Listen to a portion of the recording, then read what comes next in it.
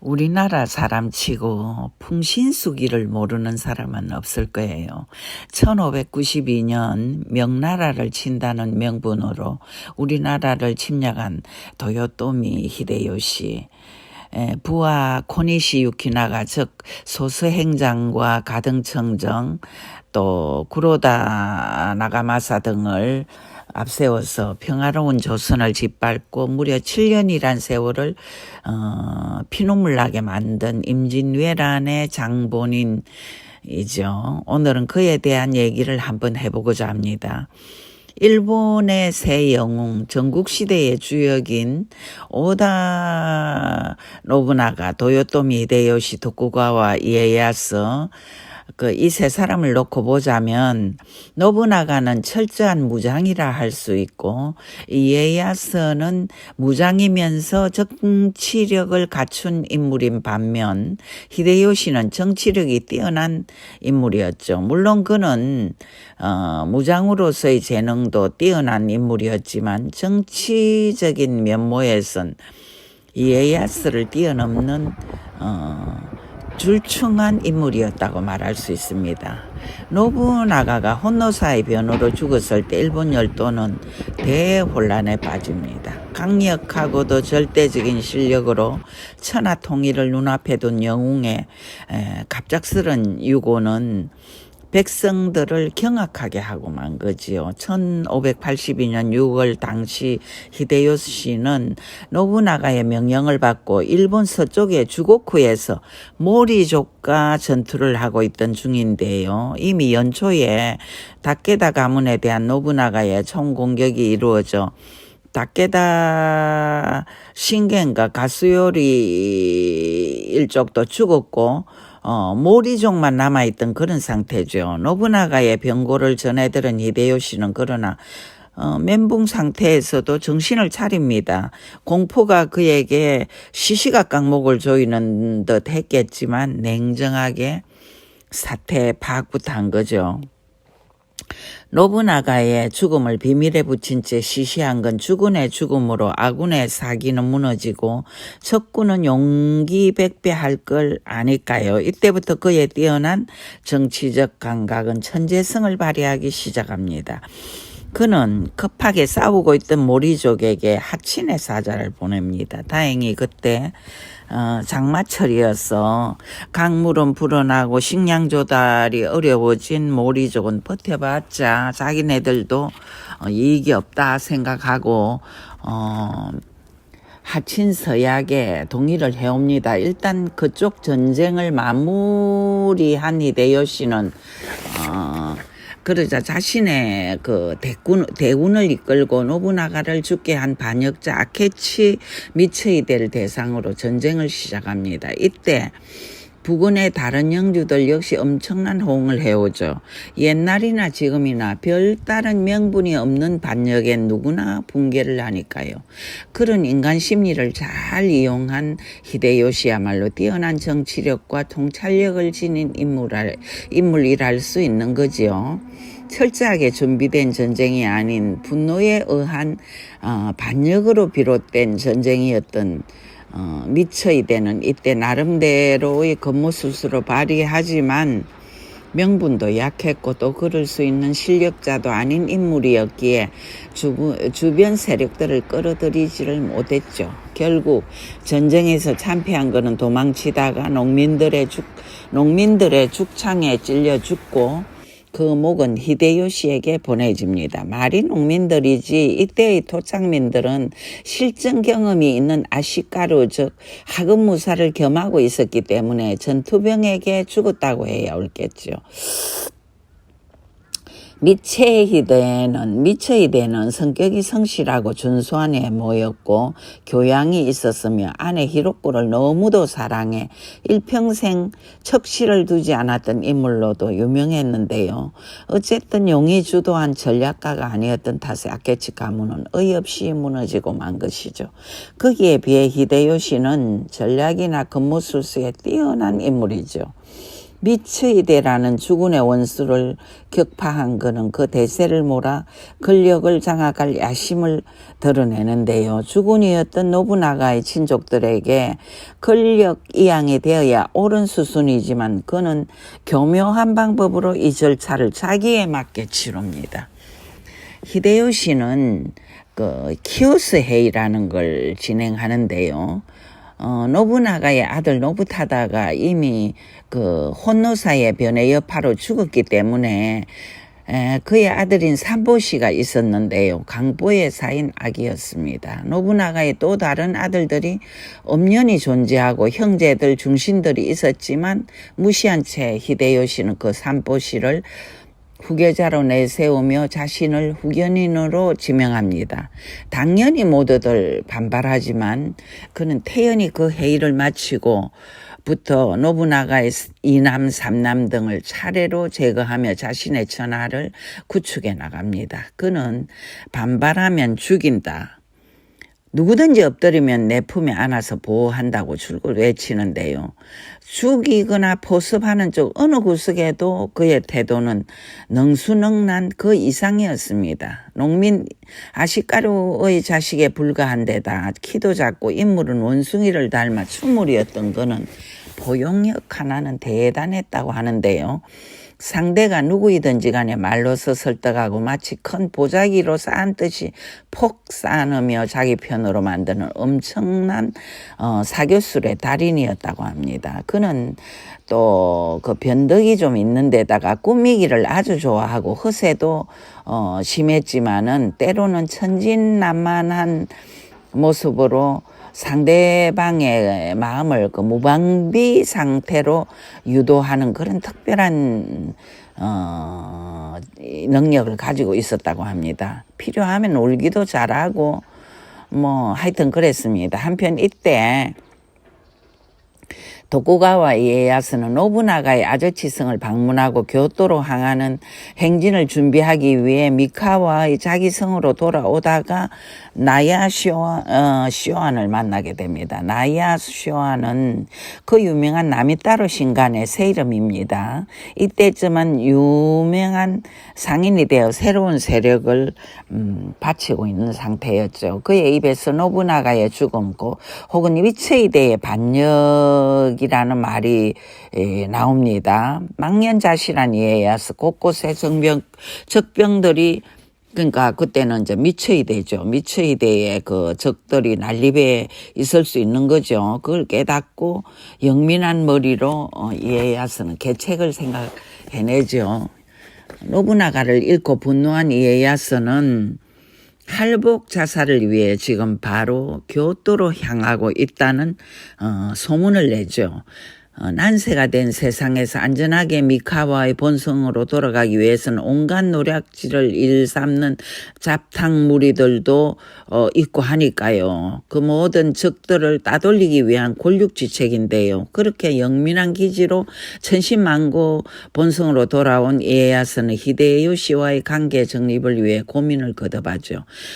비천한 신분으로 노부나가의 가신에 불과했던 히데요시를 섬긴다는 건 기가 막힌 일이지만 이미 용맹무상한 노부나가의 가신들을 하나하나 포섭해 엄청난 군사력을 갖게 된 그를 배척할 수도 그렇다고 엎드릴 수도 없는 진퇴양난에 빠진 거죠.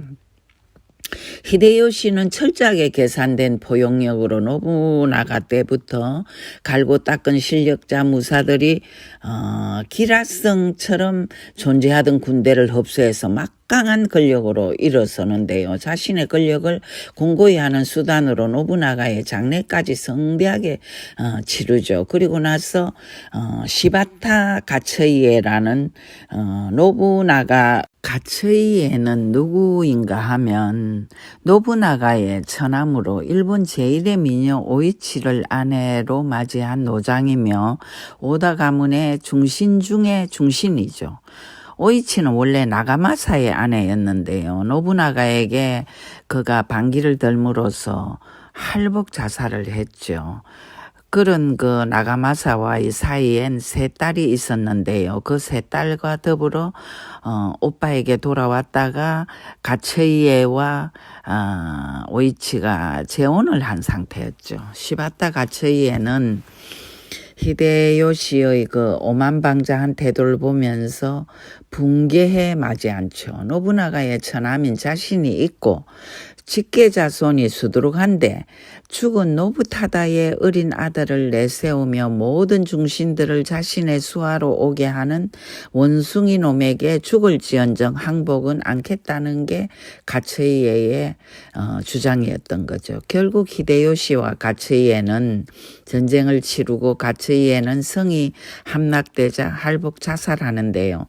이때 이제 세안의 오이치도 운명을 함께하죠. 대신 오이치의 세 딸은 탈출해서 히데요시에게 맡겨집니다. 히데요시로서는 자신이 평생 사모했던 오이치에 대한 연정도 연정이려니와 엄연히 노부나가의 조카딸인 조카들인 세 소녀를 맞지 않을 수가 없는 거죠. 아무튼 이런 식으로 함락 아니면 굴종으로 노부나가의 모든 세력을 포섭한 히데요시는 이에야스와도 한 차례 전쟁을 치르게 됩니다. 구마키 나가쿠테 전투에서 이에야스는 노부나가의 아들 노부호 의 입장을 변호한다는 명분을 내세웁니다. 그 전투에서 결국 이에야스는 이기죠. 마음만 먹는다면 히데요시를 죽일 수도 있는 유리한 입장에 서는데요. 야전에 능한 자기 쪽 미카와 무사들이 죽이자고 졸라대는데도 거절합니다. 이때 이에야스의 유명한 말이 나는 아직 천하를 접수할 준비가 되지 않았다였죠. 이 전쟁에서는 이겼지만 천하를 제패할 실력은 안 된다는 그의 주장은 사실이었는데요.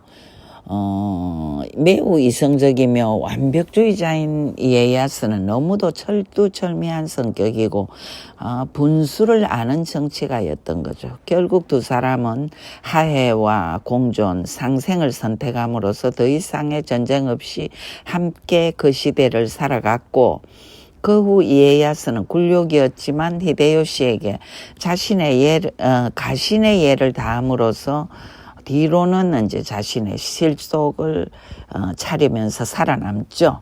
히데요시에게도 이에야스에 대한 견제와 두려움은 늘 존재했지요. 그래서 히데요시는 이제 자신의 여동생 아사히 히메를 이혼시켜서 이에야스의 정실로 보냄으로써 인지를 만들고 대신 이에야스의 둘째 아들 오기마루를 자기 쪽에서 인질로 잡죠. 그렇게 두 사람은 아슬아슬한 관계를 유지합니다. 히데요시는 꽤 복잡한 성격을 갖고 있었지만 자기 가족한테만큼은 대단한 애착을 보인 인물입니다. 그는 그 아내를 20살이 넘어서야 맞이했는데요. 그 가난할 때라 그들의 예식은 멍석 위에서 치루어진 걸로 유명하죠. 그 아내는 그 별 볼 일 없는 촌부였고 인물도 별로이고 자식마저 가지지 못했던 성녀죠. 히데요시는 그러나 평생토록 이 넷내를 소중히 여기며 살았고 키타노만 도꼬루란 칭호로 부르며 존중했죠. 심지어 그는 그녀를 위한 성을 따로 지어주었고 수많은 소시를 거느리면서도 언제나 정실 안에 근위를 세워주며 살았죠. 또 자신의 어머니 오만 도꼬루에게도 그럴 수 없는 효도를 보였다고 알려집니다. 누나의 아들 히데처구에게도 정을 쏟으며 후계자로 점을 찍고 온갖 편의를 다 봐주죠. 물론 나중엔 사이가 틀어져 잔혹한 대접을 했지만요. 가족에게 그 무뚝뚝했던 이에야스나 또 노부나가와는 많이 다른 성격이었죠.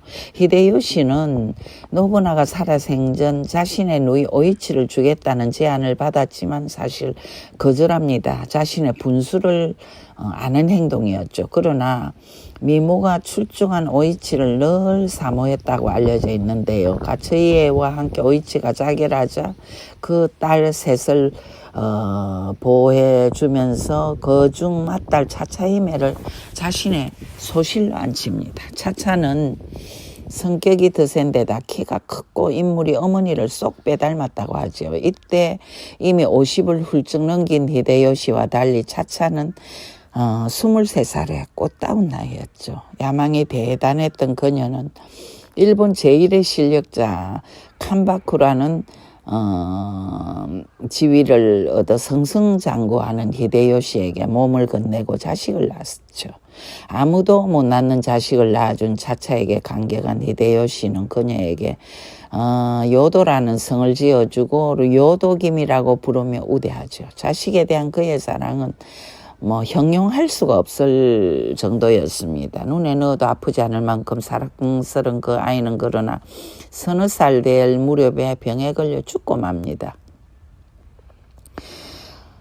지금의 어술로선 충분히 살릴 수 있는 일본 내염이라고 하죠. 원래 자식을 못 낳았던 그에게 뒤늦게 생겼던 아들인지라 그는 너무도 낙담하고 슬퍼해 주위 사람들이 민망할 정도였다고 합니다. 사람이 끄덕끈 소리내어 엉엉 울고 미쳤나 의심이 갈 정도였다니까요. 임진왜란을 일으키며 출병을 결심한 건 바로 이때라고 하죠. 원래 히데요시는 노부나가 생전부터 일본 땅이 비좁고 지진까지 나는 지역이니 저는 조선을 거쳐 명나라까지 따먹어 나라를 넓히겠다고 입버릇처럼 호언장담했다고 하는데요. 막상 권력의 정상에 서고 보니 각종 전쟁을 치루어야 하고 전쟁이 끝나고 나면 공이 큰 부하에겐 영지를 포상하려고 보니 땅이 너무도 좁음을 뼈저리게 실감을 하게 된 거죠. 그래서 조선 출병을 입버릇처럼 달고 있었다고 합니다. 조선을 거쳐 명나라까지 내 땅을 넓히고 싶다. 내 포부는 이 작은 일본 땅에 머물지 않는다. 그랬다고 하죠. 전국시대가 수백 년 이어지는 동안 말할 수 없는 수백 년은 아니고 100년 동안 이어졌죠. 전국시대가. 말할 수 없는 고통을 겪으며 피폐해졌던 백성들은 모처럼 전국이 안정된다고 좋아했다가 히데요시의 이런 흰소리를 듣자 펄쩍 뛰었다고 하는데요. 무엇보다 오사카의 상인들, 사카이의 상인들로 불리는 그들이 가장 펄펄 뛰었다고 합니다. 국내 전쟁을 치러도 비용이 감당이 안 되는데 해외로까지 진출한다면 그 엄청난 비용을 어찌 감당하며 인력도 그렇고 모처럼 평화가 유지되어 한창 돈을 잘 벌고 있는데 국제 정세가 바뀌는 자체가 이제 상인들은 싫었던 거죠. 노부나가 시절부터 무역이 활성화되어서 이따금씩 진행되는 그 천재지변에도 불구하고 경제 대국으로서의 면모를 보이기 시작하던 그들 나라로서는 해외 원정까지 감행하려는 히데요시가 싫었을 건 당연하죠. 상인과 백성들 뿐만이 아니었죠. 히데요시의 척근들도 다 사실은 싫어했다고 합니다. 그리고 가족들도 모두 반대했다고 합니다. 이제 일본 천하를 통일하고 좀 편안하게 권력을 향유하며 살면 될 일을 왜 또 파도 속으로 뛰어들어 자칫 목숨까지 잃을 그런 짓을 하느냐. 제발 그러지 말라고 어머니 오만도꼬루 아내 기타만도꼬루는 물론 가신 그룹들 대부분이 반대를 했지만 원래 히데요시는 일시도 가만히 못 있는 죽을 때까지 달려야 하는 강박증에다 자식까지 잃고 나자 고통을 분출시켜야 하는 절박한 심정까지 더해져 조선 출병을 결심했다고 하죠. 누가 감히 절대 권력자인 그를 말릴 수 있겠습니까? 한번 결정하면 반대자를 죽일지언정 굽혀본 적이 없는 히데요시는 조선 땅은 물론 중국의 명나라까지 먹겠다며 곧 그곳의 성들을 자기 그 부하들에게 나눠주겠다고 막 큰 소리를 치죠. 처음엔 자기가 가겠다고 야단이었지만 반대가 이제 극심하다 보니 결국은 이제 가등청정과 소수행장 등을 앞세우고 부산으로 진격하게 만드는데요. 뒤로는 100만 대군을 준비시키고 20만 대군을 일단 진격을 시킵니다. 대비가 전혀 없었던 어리석은 선조 시절에 부산이 함락되고 동네 진주, 충주, 수영, 한양을 거쳐 평양까지 진격에 성공을 한 그들은 삼천리 조선을 마음껏 짓밟아 히데요시를 만족시키죠. 그때 이순신이라는 민족의 대영웅이 나오고 뒤따라 바다를 건너오는 왜군 병정들을 오는 쪽쪽 격파시키죠. 때맞춰 어병장, 각재우, 김천일 이런 사람들도 나오고 강군, 건율 장군도 이제 행주산성에서 한력하면서 전세는 일전일퇴를 거듭합니다. 애초에 명나라까지 진격하려는 게 목적이었던 그들에게 당연히 명나라 군사가 나서게 되고 마치 다윗과 골리앗의 싸움 같았던 임진왜란은 전혀 히데요시의 낙관론과는 거리가 먼 싸움이 되고 맙니다. 7년을 물자를 퍼부으며 조선을 초토화시키던 중 히데요시는 진퇴양난에 빠집니다. 동생 히데나가도 죽고 어머니 오만도 꼬르가 죽는가 하면 나라엔 지진까지 나죠. 명나라에서는 일본을 향해 말할 수 없는 모욕을 퍼붓고 조금도 얻을 게 없는 싸움에 지치던 그는 두 번째 아들을 얻죠. 첫 번째 아들인 서르마스를 낳은 차차를 통해서 얻은 이 아들은 나중에 히데요리라고 불리는 명실공히 히데요시의 후계자가 됩니다만 당시엔 엄청난 스캔들에 휘말렸다고 하죠. 정실인 내내를 통해서 자식을 못 낳았고 수많은 첩들이 있었지만 아무도 자식을 못 낳았다고 하죠. 그런데 요도기미로 불린 이 여자에게서 이제 아들을 둘씩이나 낳았지만 히데요리의 경우 히데요시의 외모와는 너무도 달랐다고 합니다. 키도 작고 마른 데다 추물이었던 히데요시와는 너무나 다르게 히데요리는 인물이 훤칠하고 키도 큰데다 피부색도 하얀데 물론 예쁘고 키가 컸던 엄마를 닮았을 수는 있겠죠. 그런데 요도기미는 늘 자신의 곁에 슈리라는 시동 아닌 시동을 말벗으로 삼고 살았다고 하는데요. 히데요리는 이 슈리를 빼닮았다고 알려졌죠. 히데요시는 그때 정신없이 바빠 요도기미 곁에 자주 갈 처지도 아니었기 때문에 이런 설은 거의 정설로 존재한다고 하는데요. 우스운 건 히데요시가 이런 히데요리를 걱정해 말년을 강태스럽게 보냈다고 하는데요. 이에야스를 비롯한 미츠나리 등 척건들에게 충성맹세 서약서를 수없이 쓰게 하는가 하면 자식이 없을 때 자신의 후계자로 점찍고 깜빡국가 자리까지 물려진 히데처구라는 조카를 무자비하게 살해하죠. 그뿐 아니라 히데처구의 처척과 어린 자식들까지 모든 목을 베어 한 구덩이에 묻었다고 하죠. 가신들까지 어마어마하게 죽였죠. 그리고 그는 임진왜란에서 거의 실패를 자인하고 조선에서 손을 때리고 하는데요. 명나라의 사신 심유경을 통해 자신을 모욕하는 글귀를 전달받고는 다시 정묘재란을 일으키죠. 그때의 스트레스가 얼마나 컸을지는 상상만으로도 알 수 있습니다. 조선의 상황은 완전히 히데요시의 절망으로 치닫고 있죠. 후계자로 지목한 히데처구에게는 죄를 뒤집어 씌워 피의 숙청을 감행하는 바람에 민심 이반은 심각하죠. 어린 자식 히데요리는 겨우 6살밖에 안 됐죠. 견제하며 의지했던 이에야스는 무시 못할 거목이 되어가고 있죠. 몸은 나날이 쇠약해져 정신까지 피폐해진 그는 치욕을 겪으며 살고 있었죠. 나이 63세. 당시의 나이로서는 노인이긴 하지만 욕망의 하신 같았던 그로선 아까운 나이였지만 1598년 8월 18일 그는 병석에서 사망하죠. 일개 아시카르의 아들인 천민이 출세를 거듭해 칸파쿠까지 오르고 관백이라 하면 그 행정직의 최고의 자리랍니다. 그러니까 뭐 우리 지금으로 치면 총리 정도가 되는지 모르겠어요. 일본 천하를 또 통일했으며 임진왜란을 일으켜 강력한 통치로 일본을 경제 대국으로 발전 시키긴 했지만 세계인들의 비난을 받으며 마땅한 후계자도 남기지 못한 채 그는 그 번민 속에서 죽어간 거죠. 마지막으로 히데요시의 지세이를 올리겠습니다. 지세이라 하면은 죽을 때 일본 무사들이 그 남기는 짧은 시입니다. 몸이여 이슬로 와서 이슬로 가는구나. 나니와의 영화는 꿈속의 꿈.